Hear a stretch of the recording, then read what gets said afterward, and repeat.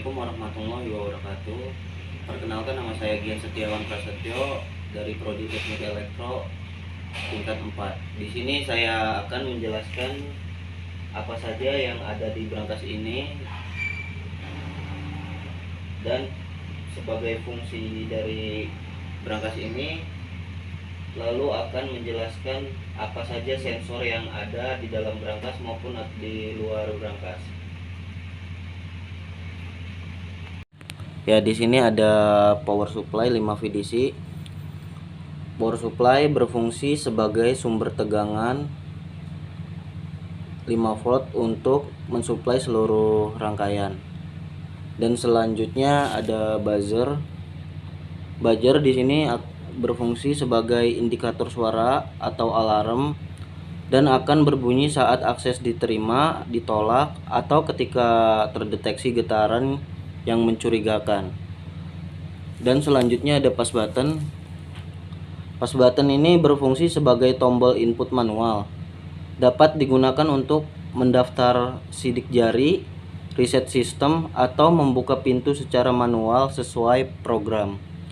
Selanjutnya ada fingerprint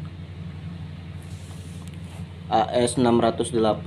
Fingerprint ini berfungsi membaca dan mengenali sidik jari pengguna.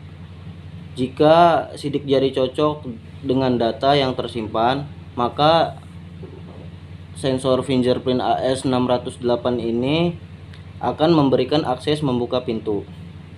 Dan selanjutnya di sini ada layar OLED atau LCD OLED display 0,96 inci yang berfungsi menampilkan informasi kepada pengguna. Contohnya menempelkan sidik jari, lalu akses diterima atau ditolak, atau status sensor. Dan selanjutnya di sini bagian dalamnya ada solenoid door lock. Ini solenoid berfungsi sebagai pengunci pintu otomatis. Ketika relay aktif, solenoid membuka kunci pintu, dan ketika relay mati, pintu akan terkunci kembali. Dan selanjutnya ada sensor SW 420. Sensor ini berfungsi mendeteksi getaran atau benturan pada pintu atau perangkat. Nah, jika terjadi getaran, sensor mengirimkan sinyal ke microcontroller sebagai indikasi adanya gangguan atau percobaan pembobolan. Nah, dan di sini selanjutnya ada sensor warna TCS 3200. Sensor warna berfungsi mendeteksi warna suatu objek atau kartu. Dan sensor warna mengubah intensitas warna menjadi frekuensi yang kemudian diproses oleh ESP32 untuk indikasi warna. Nah, selanjutnya di sini ada relay 5 VDC yang berfungsi sebagai saklar elektronik yang dikendalikan oleh microcontroller, lalu digunakan untuk menghubungkan atau memutus arus menuju solenoid door lock. Selanjutnya ada ESP32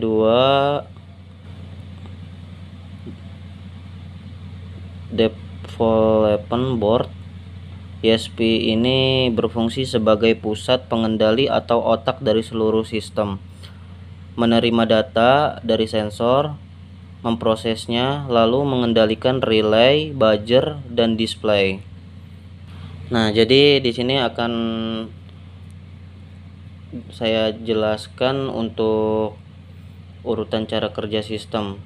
Dan yang pertama, power supply memberikan daya ke seluruh rangkaian. Dan yang kedua, ESP32 mengaktifkan dan memantau semua sensor. Yang ketiga, ada pengguna menempelkan sidik jari pada fingerprint atau objek pada sensor warna TCS 3200. Dan yang keempat, ESP32 memproses data yang diterima. Yang kelima ada jika data valid, ESP32 mengaktifkan relay. Dan yang keenam, relay mengalir arus ke solenoid sehingga pintu terbuka. Selanjutnya ada OLED menampilkan status akses dan buzzer memberikan bunyi indikator. Lalu yang terakhir ada jika ada getaran oleh sensor SW420, buzzer dapat berfungsi sebagai alarm keamanan. Kurang lebihnya mohon maaf. Di sini saya akan menjelaskan bagaimana fungsi dari brankas tersebut. Di sini saya akan menjelaskan cara kerja brankas tersebut. Nah, ketika di sini akan saya daftarkan sidik jari melalui aplikasi Telegram Bot. Nah, di sini sudah terdaftar, udah mode aktif, lalu masukkan sidik jari.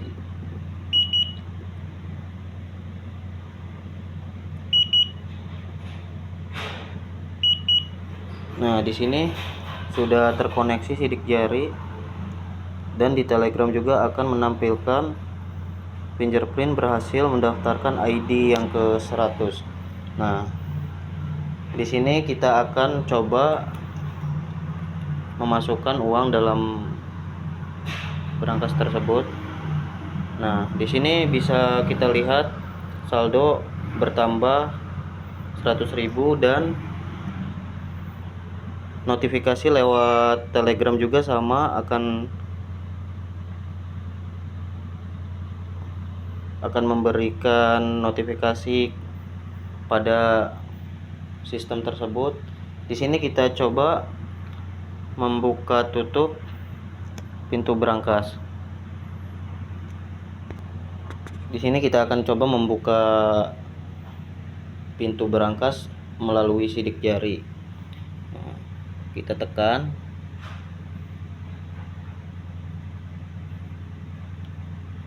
Nah, lalu akan terdeteksi lewat Telegram atau terkoneksi ya. Di sini sidik jari celengan sudah terbuka. Jadi kalau kita akan menutup kembali si brankas ini, kita coba ketik tutup.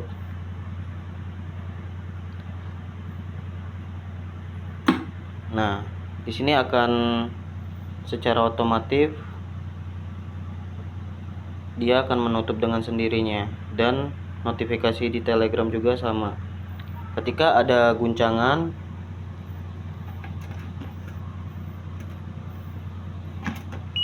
nah di sini alarm akan berbunyi dan mengirim notifikasi lewat Telegram.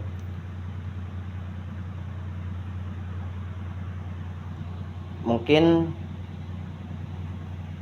penjelasan saya cukup sampai dari sini.